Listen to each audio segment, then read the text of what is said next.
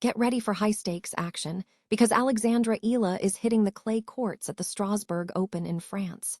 This is her 5th tournament of the season, and we have the complete schedule and draw ready for you. Find out exactly where she's competing and what challenges await her on this WTA 500 event ahead of the French Open.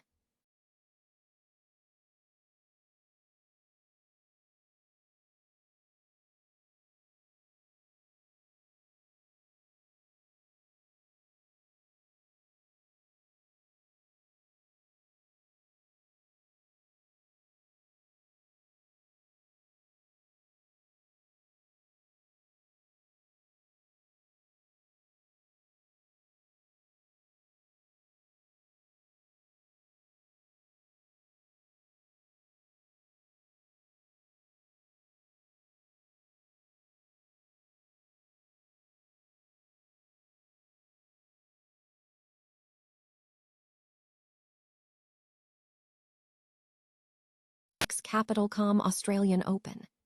This agreement connects the Premier Championship with the entire ecosystem of Australian golf, signaling an incredible new chapter for the sport and promising record-breaking attendance. And finally, in tennis, the Australian stars are uniting to push for a major shakeup at Tennis Australia. A powerful group of 11 players is backing Sam Groth for a senior leadership role, aiming to bring new authority and accountability to the organization. Don't miss the full story on this pivotal moment and subscribe now for all the latest sports news. Alex Eala is set to begin her 5th clay court tournament of the season at the Strasbourg Open in France. The WTA 500 event runs through Saturday in preparation for the French Open. Details regarding Eala's schedule and draw have been released by GMA Network. Eala's tournament schedule and draw are now available for review. For those interested in her recent performance, a recap of her season includes a quarter-final appearance at the Philippine Women's Open, a WTA 125 event. Alex Eala is set to commence her Strasbourg Open campaign against Ukrainian player Oleksandra Oliynykova in France on Monday.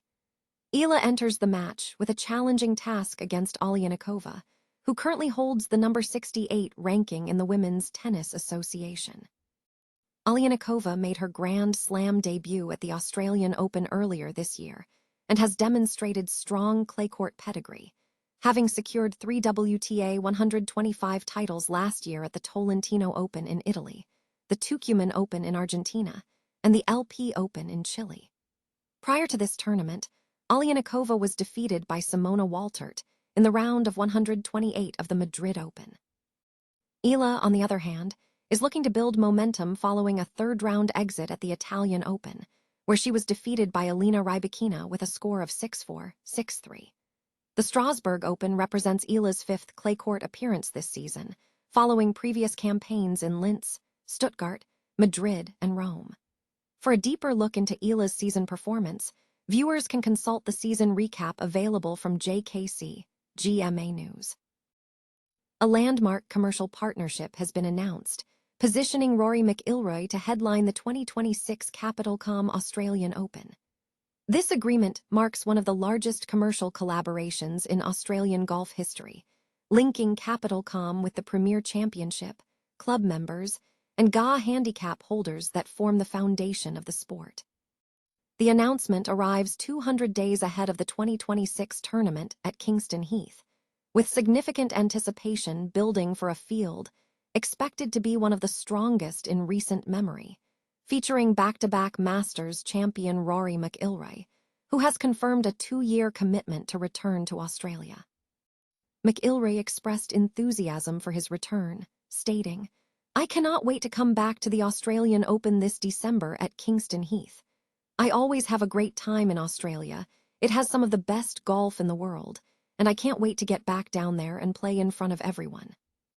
James Sutherland, Chief Executive Officer of Golf Australia, described the development as transformative, emphasizing that the partnership invests across the entire golf spectrum, from the Premier Championship to everyday golfers.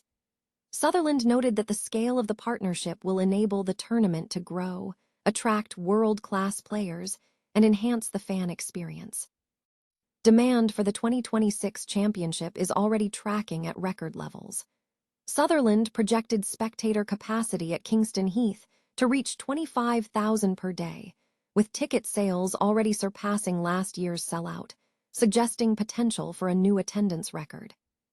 Capitalcom's investment is facilitating major upgrades to on-course infrastructure, grandstands, and fan experiences.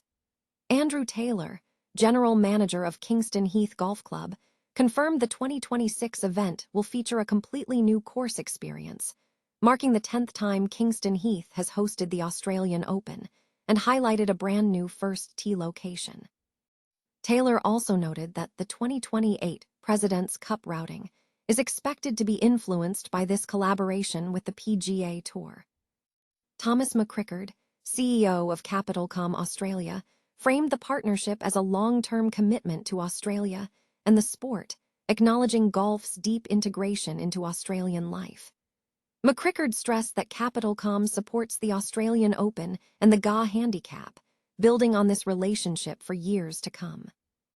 Victorian Minister for Sport and Major Events, Steve Dimopoulos, highlighted the event's significance, stating it is shaping up to be one of the biggest in years and a vital showcase for Melbourne and Victoria on the global stage, underscoring the economic benefits for the region.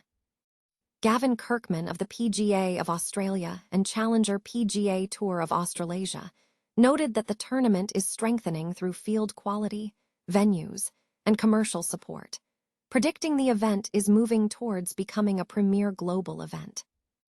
DP World Tour Chief Tournament and Operations Officer Ben Cohen echoed the excitement, emphasizing the momentum and looking forward to another exciting fortnight, particularly celebrating McIlroy's consecutive return to the Melbourne Sandbelt.